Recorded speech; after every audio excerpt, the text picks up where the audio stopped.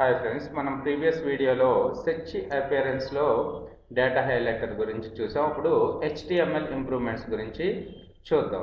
HTML improvements అంటే మన సైట్లో ఏమన్నా డ్రాబ్యాక్స్ ఉన్నాయా, అంటే టైటిల్స్ ఏమన్నా తక్కువగా ఇచ్చారా, మెటా డిస్క్రిప్షన్ తక్కువగా ఉందా, లేకపోతే అసలు ఇవ్వలేదా, ఇలాంటి ఇన్ఫర్మేషన్ అంతా కూడా మీకు హెచ్టిఎంఎల్ ఇంప్రూవ్మెంట్స్లో కనపడుతుంది. ఇక్కడ HTML ఇంప్రూవ్మెంట్స్ మీద క్లిక్ చేయగానే we didn't detect any content issues with your site as we crawl your site అని చెప్పి ఇక్కడ మెసేజ్లో కనబడుతుంది. ఇంకా మీరు మోర్ ఇన్ఫర్మేషన్ చూసుకోవాలనుకుంటే ఇది ఓపెన్ చేసుకుంటే మీకు ఎక్కడెక్కడ ఏమేమి problems, title problems, meta description problems, non indexable content problems ఉంటే అవన్నీ కూడా కనపడతా ఉంటాయి మనకి. సో ఇందులో నా సైట్లో ఇప్పుడు వరకు ఎటువంటి ప్రాబ్లం లేదు. కావాలనుకుంటే నా ప్రీవియస్ వెబ్సైట్స్ ఉన్నాయి కదా, ఆ వెబ్సైట్స్ని ఓపెన్ చేసి చూపిస్తాను. VLRtrain.com అనే సైట్లో మనకి ఇటువంటి ఇష్యూస్ చాలా ఉన్నాయి. ఇక్కడ చూసుకున్నట్టయితే duplicate meta description HTML ఇంప్రూవ్మెంట్స్లో VLRtrain.com అనే సైటు, అందులో ఏమేమి ఉన్నాయి. So duplicate meta descriptions, short meta descriptions వచ్చి 5 పేజెస్ ఉన్నాయి.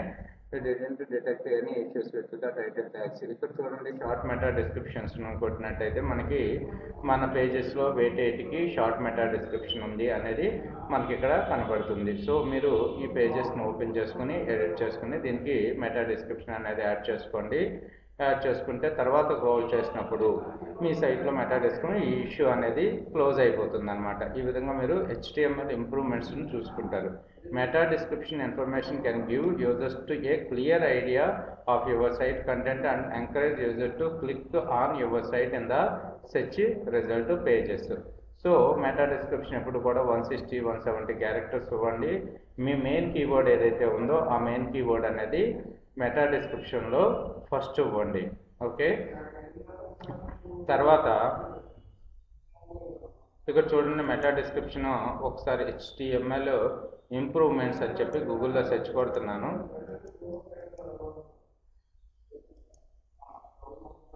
సో మనకి మెటా డిస్క్రిప్షన్స్ ఏ విధంగా కనపడుతున్నాయి చూడండి.